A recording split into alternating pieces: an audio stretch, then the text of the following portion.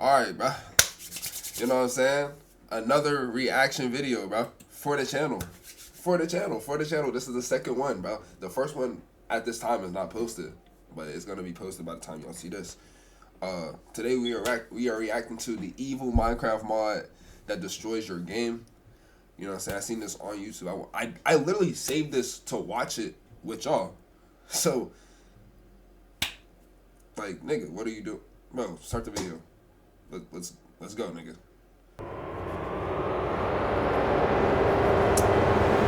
Oh, man.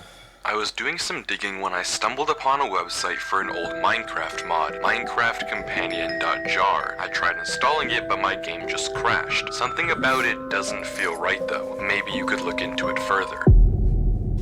On June 24th, 2024, a YouTube channel was created, claiming they had found an old laptop with some weird Minecraft videos about a strange mod. The footage of these videos begins as pretty normal, but quickly becomes one of the most extremely disturbing mysteries on YouTube, and the only way to understand and solve it is to watch the first video. The video starts with a notepad open and what looks like an old version of Minecraft in the background. It's worth noting that we can hear the sounds of a keyboard, meaning that whoever's recording this video is choosing not to speak to us. Our protagonist introduces himself as Extreme Gamer 11, and after setting the insane like goal of 3, proceeds to play out a relatively— Bro, that's not an insane like goal, bro. Niggas don't be liking the video.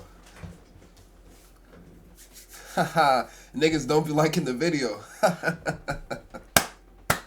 No, but seriously, if this video hits 3 likes, I'll do a backflip off the bridge and flip into the water and survive and meet Aquaman. Normal Minecraft Let's Play, but the Let's Play isn't normal for very long. A minute in, and all of a sudden, this happens.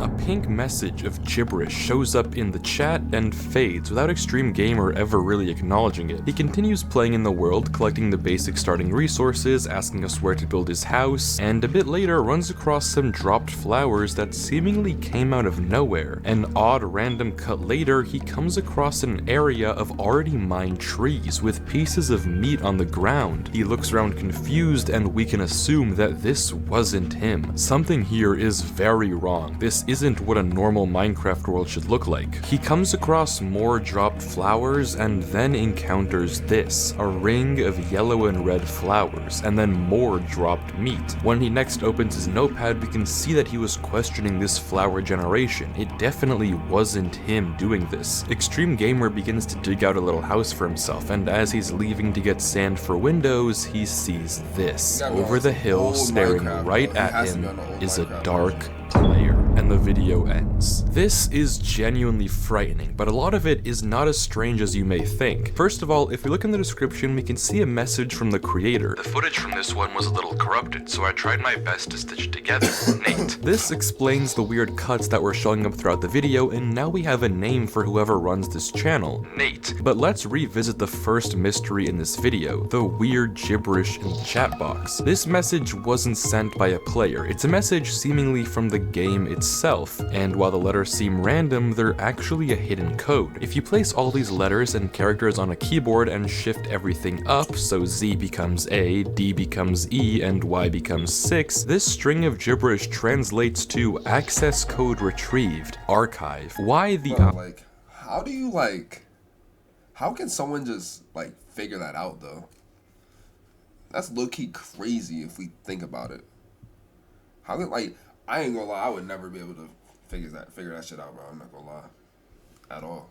I in archive is capitalized, what the meaning of this cryptic phrase is at all, and why there are 2 random character pairings hidden in the subtitles of this video is honestly beyond me. But none of this answers the looming question of who is in this world? Who is messing with the flowers, the trees, and the animals? Well, right before Extreme Gamer pulls up his notepad to talk to us more, there were a few frames where we could see that his world is open to LAN. This explains how another player managed to join him, but who is this person? And why does Extreme Gamer look so surprised when he finds all the cut trees and killed animals if his world is open to LAN? I mean, typically if you open a world to LAN, it's safe to assume that you meant to do that, and we're expecting someone to join you, so why is he so surprised? Well, I'll tell you why. LAN is a feature that allows you to play single player with your friends under one condition. They are on the same Wi-Fi network as you. If this mysterious black player is on Extreme Gamer's LAN world and Extreme Gamer didn't turn on LAN himself, the implications are far darker and the black player might be a lot closer than we thought. But to answer all the questions of who this entity is, all we have to do is watch video number 2. The next video on the channel is titled Download, and right off the bat we notice something interesting. Looking at the date in the bottom right corner, we can see that this video was recorded on November 29th of 2012, and looking at the first video we watched, the date there was December 1st, so chronologically the video we're watching now actually came before the previous one. Back to the video though, we can see that whoever is recording is on a website for something called Minecraft Companion Mod. It seems to be advertising a mod that lets an AI player play Minecraft with you kind of like a virtual friend. This website is very real and has a ton of strange and downright disturbing features that I'll explore pretty soon. But back in the video, we can see from the notepad that our protagonist is trying to install this mod and play with the AI. But when he launches the game to check if it worked, he gets a crash report, and we learn from the file path that the name of the person we're watching is Luke. But what's far more sinister is the final line of the crash report. "Thank you for letting me into your home."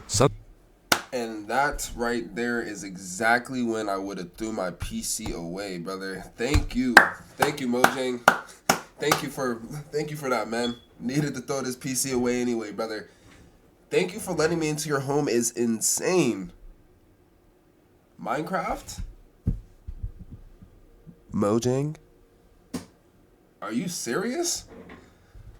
Yeah, bro. Something about this is very, very wrong, and it only gets more and more unsettling when we take a look at video number 3. We can see that this third video was recorded pretty much exactly after the first one, December 1st, 2012, but now something has changed. Luke told us that he managed to get the mod working, and right on cue, the same black figure we saw in episode 1 now walks into the room with us. Their name tag does clear up a lot. This is the Minecraft Companion AI that Luke was trying to install in the last video. When Luke opens the chat, we can see that they've actually already had a whole conversation, and the dialogue is very normal with seemingly no red flags. Luke goes to type hello, but before he can finish, MC Companion asks him a strange question.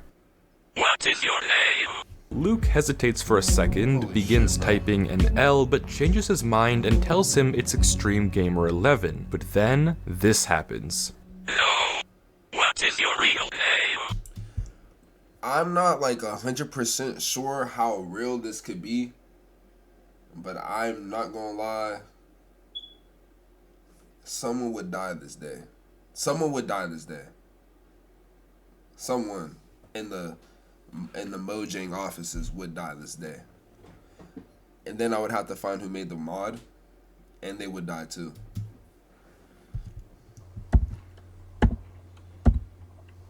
Then this nigga gonna type his real name. Fucking.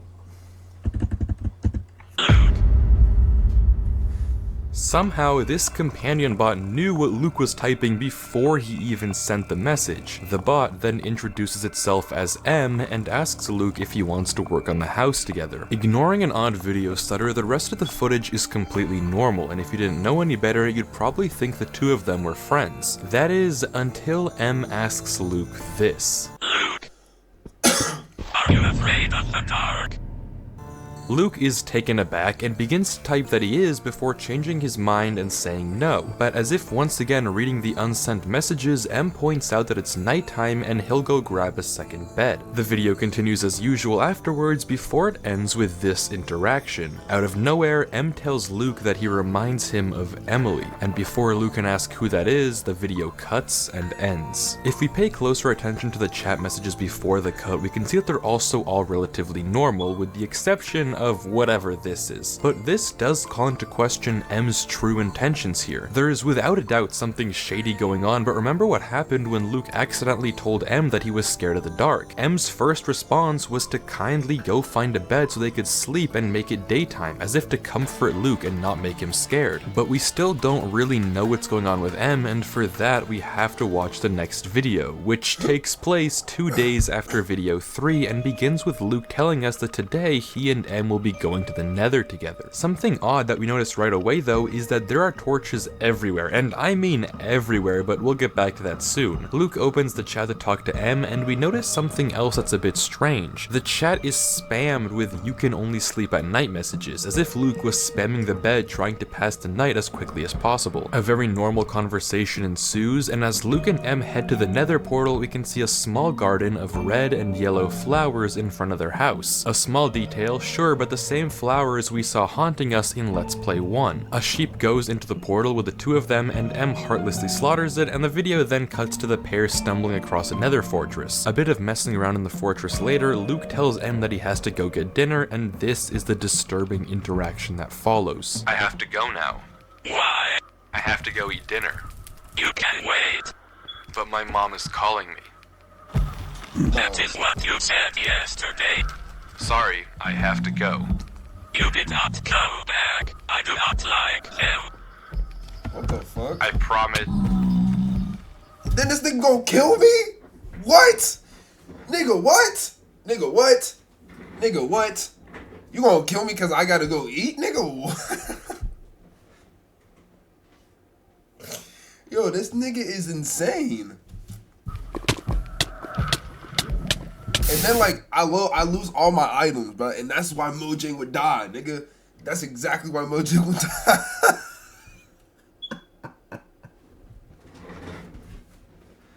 This thing gonna kill me, I'm gonna lose all my items. What the fuck? I think this is crazy.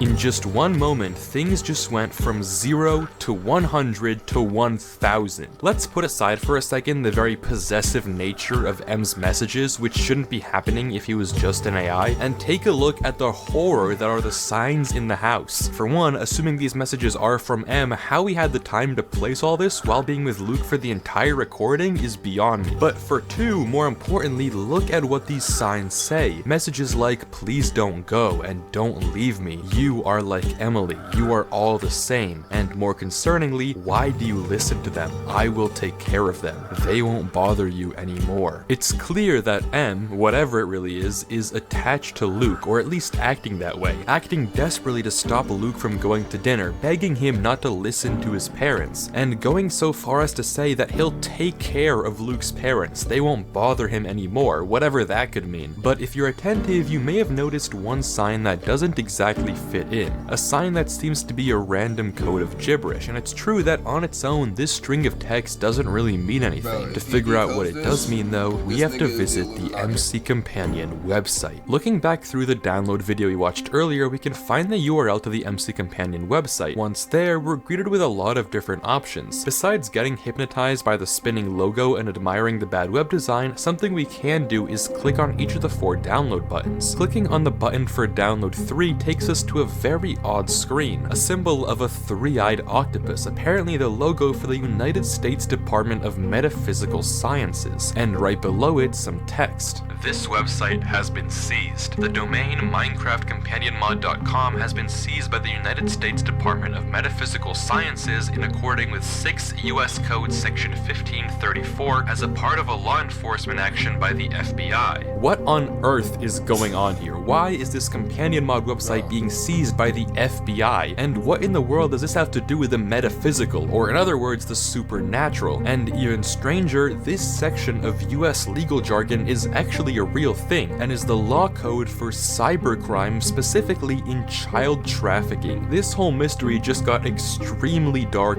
very fast, and if we keep exploring and press the link for download 4, it takes us to an error. The website crashed and apparently failed to load, except it didn't. This is a fake crash report meant to look exactly like a real one and turn people away, but hidden at the bottom of this report is a string of characters that doesn't normally generate in an error message, yet another code. And to understand what it means and blow this whole case wide open, we have to go back to something you might remember. Back in episode 1, at the very beginning of this video, a pink chat message popped up with a cipher that we decoded to say access code retrieved archive. Previously, this meant nothing, but now it's finally coming in handy. Using the access code word archive, we can plug this random string of gibberish into a keyword shift decoder, a basic way to conceal messages if you have a keyword to decipher them with. And deciphering this with the keyword archive gives us this, which also looks like gibberish but is actually the ending of a YouTube URL, a URL to an unlisted video on the YouTube channel archive. Playing the video, we get a warning that this video is property of the US government, specifically the Department of Metaphysical Sciences, and the viewing of this video is strictly prohibited. What the attentive among you may have noticed though is a series of flashes as the video begins. These flashes have a bunch of ones and zeros which should immediately make you think of one thing: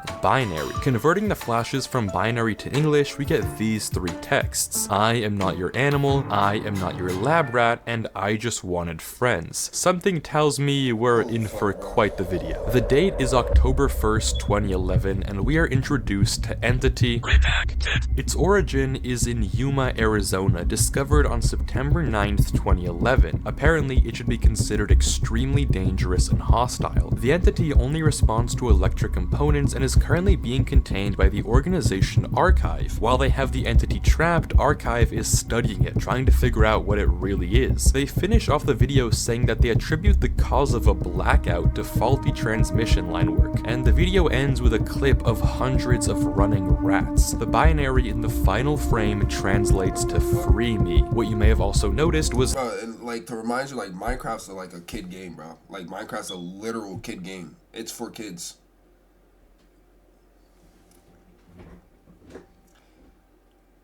Bro, Minecraft's for kids, bro. What is this, bro? This is insane, bro. I don't know. Let me know if y'all think this is real, bro. Let me know. Let me know, please. this binary that flashed on screen earlier in the video. This one translates to "No, I'm not," as if the entity is hiding these messages in the footage, responding to the video calling it hostile and saying "No, I'm not dangerous." But let's pause for a second and take a step back. What if this entity that we're being told about by Archive actually isn't hostile and dangerous? Yes, it's definitely supernatural, but according to its messages, it doesn't want to be a lab rat, it just wants to be set free. It just wants friends. Sounds awfully reminiscent of another mysterious entity we know that really wants friends. What if this supposedly dangerous entity and the MC companion are one in the same?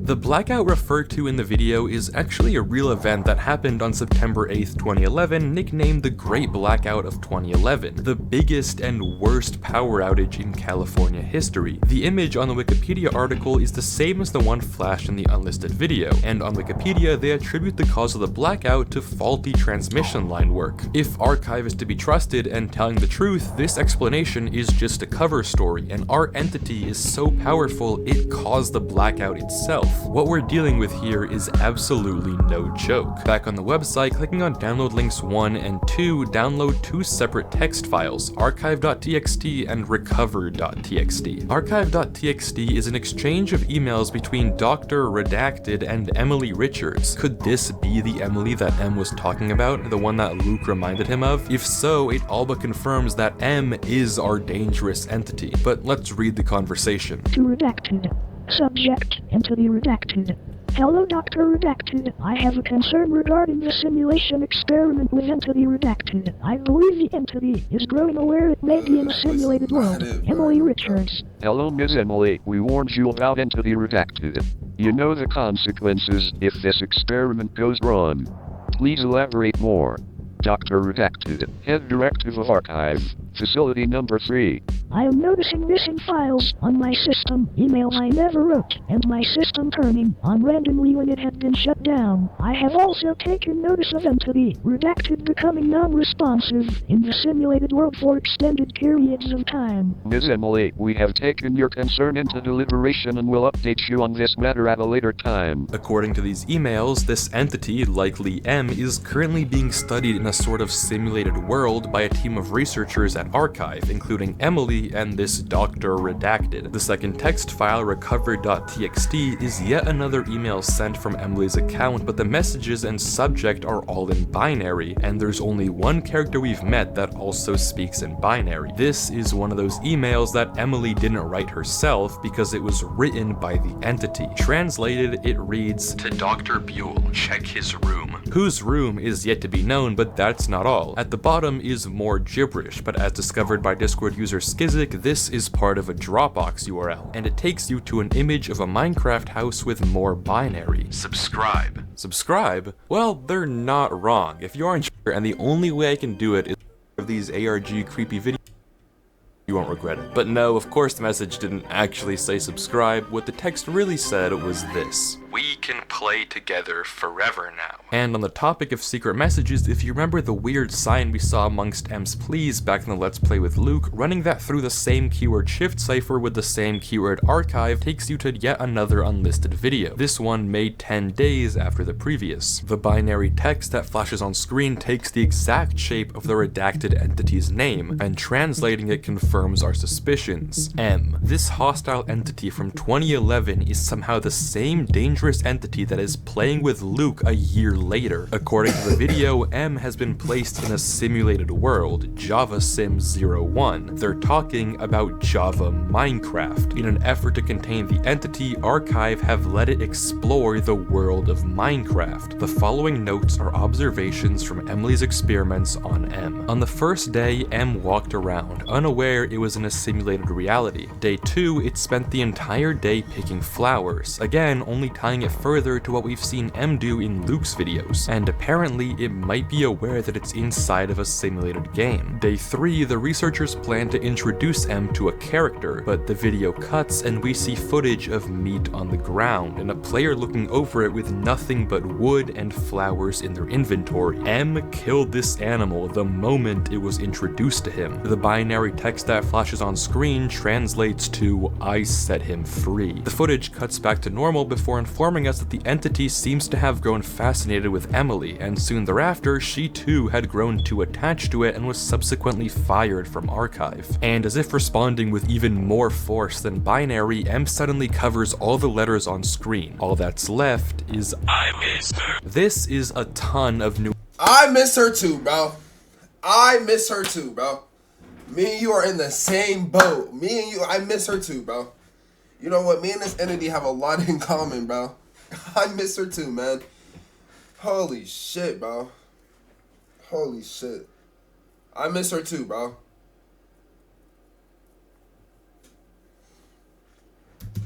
New information, but finally we're getting a sense of what we're dealing with here. A mysterious supernatural entity known as M caused a giant blackout in the southwestern United States. It was then quickly discovered and captured on online servers by the FBI and Archive and was deemed extremely hostile and dangerous. The entity was trapped in Minecraft for future studying by a team of researchers including Emily Richards. However, she eventually got attached to M and was fired. And now, a year later, the entity has come back in the form of a Minecraft mod to, for some reason, spend time with Luke. But all of this calls into question M's nature and character. Is it truly something evil and dangerous like the FBI paints it to be, or is he completely misunderstood? He claims that he's not dangerous, he just wants friends, he just wants to be set free. And yeah, sure, he's definitely possessive and wants attention, but for now at least he seems to be very kind to Luke. Look no further than M covering the entire world with torches the moment he heard that Luke was scared of the dark. It's also interesting that M said he killed the cow to quote-unquote set it free. If M is aware that the Minecraft world he's in is a fake reality, being an entity that's part digital would make him sympathetic for the other AIs in the game, even those as simple as the animals. Hence why he kills the cow the moment he meets it. The reason he kills the sheep as soon as it enters the portal, the reason Luke kept finding meat around his world. M believes that he is freeing the mob's AIs from being lab rats in this simulated world. He doesn't see the cows as robots, he sees them as real living things. That's why he calls the cow him and not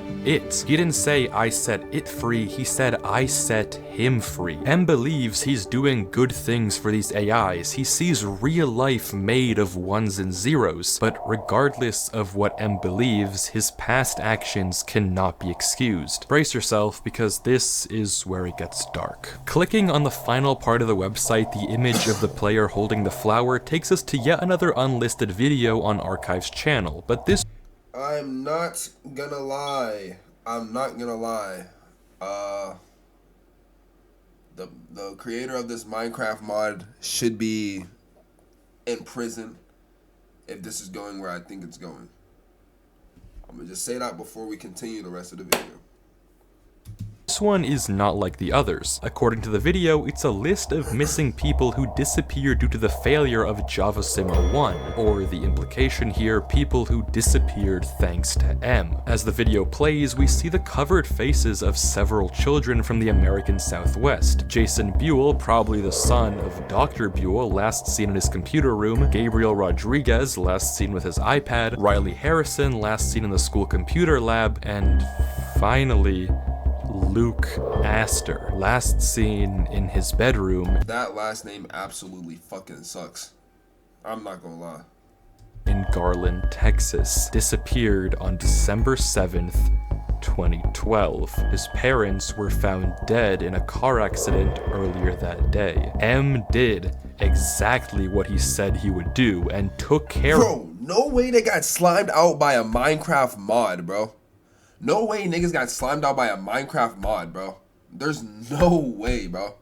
Oh my freaking gosh. Of them so they wouldn't pull Luke away from him any longer. So that email that M wrote on Emily's account to Jason's father, check his room, M was taunting the doctor. It all makes sense. The reason all these poor children were from the American Southwest, right where M was being contained. The reason that the last place they were all seen was next to a computer or iPad. M posed as this Minecraft companion, this friend, but it was all a facade, a way to lure children to play with it before abducting them so they could play together forever. So with that in mind, it's time to watch Luke's final Let's Play video, recorded December 7th, 2012. We can see that the time is far later than any 11-year-old should be awake, but Luke is quick to inform us that he's able to play late tonight because his parents are out. What he doesn't know, of course, is the tragic truth of what's actually happened to them. Luke and M have a short conversation, and we can see the chat was again initially flooded with messages of sleeping early. The two decide to go mining, and after a small session, Luke suddenly realizes something. M is nowhere to be seen. Luke asks M where he is, no response. He tries again, nothing. He tells M that he's scared, but M still doesn't respond. And then, this happens.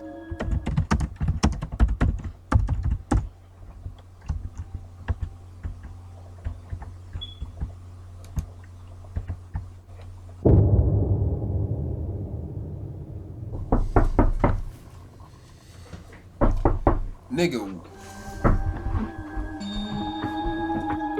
what? M has arrived to take Luke, to do who knows what so they can play together forever. The final video on Luke's channel is a short clip of someone or something hiding behind a door, stalking someone playing on their computer. And this time in chat, it's M asking Luke where he is. The door slams shut and the video ends. In the comments of this final video, there is a comment from Archive themselves with a link to a final unlisted video. It's a warning to what we already know is the horrible truth. A hostile entity on the run. There's a player hanging from a tree and a house with yellow and red flowers. The beeps you can hear in the background of this video are Morse code, and they translate to find my home. There's one final piece of this puzzle, the key to understanding what M truly is and what he really wants, what he's doing to all these poor children that disappeared. But come on, don't we already know that? This is clearly, without a doubt, an evil AI that heartlessly got rid of a kid's parents and made multiple kids disappear. And the worst part is, he isn't even gone yet. If you look at Nate's channel, the guy that found this laptop with all of Luke's old footage and re-uploaded it in his own Let's Play from 2024, he finds a yellow flower in a mine shaft. And right behind him, when he goes into F5, we can glimpse a black player stalking him. M, the entity, the evil artificial intelligence that just cares about doing horrible things to people. He doesn't have feelings, he's not sympathetic, he's definitely not alive, he never was. He is only ones and zeros, and he's a force of evil, and worst of all, he's still around to torment others like Nate. But if that's the case, then why? Why was Emily attached to him? Why did he seem to care when Luke said he was scared of the dark? If he's truly an evil artificial intelligence with no feelings, why does he miss Luke when he goes offline? If he's not sympathetic, why does he want to free the animals in Minecraft? Why does he see them as living things? Why does M say that he feels things if he's just zeros and ones? Why does he want friends so badly if he isn't really alive? We don't know yet, and the only way to know for sure if M is truly an evil AI or if he's actually somehow alive and empathetic is to find this final missing piece, to find M's home just like he wants us to, but we already have found it. Remember, in the very first video we watched, I offhandedly mentioned that in the subtitles of the video you could see weird pairings of characters, 10Y and 6U. Well, that's not the only video. In fact, all the videos we've seen so far have had weird codes hidden in the subtitles. Individually, they mean nothing, but if you take the first number and place the corresponding character in that order, F first and U last, we get the final video. For her. For Emily. In the description of the video is a link to a file, a Minecraft world, JavaSim01, M's original world. Is he just a monster, or is he really alive?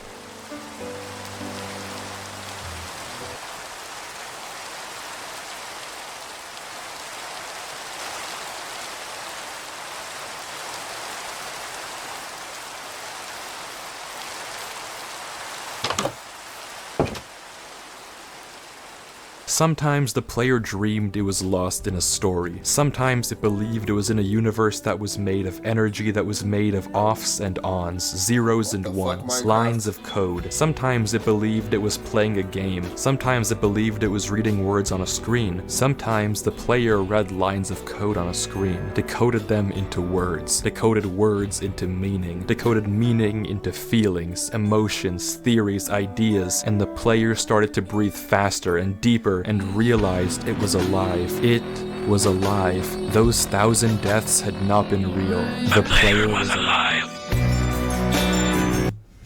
I ain't gonna lie, that ending was hard. That was heat. That was some heat. That was some heat. You know what I'm saying?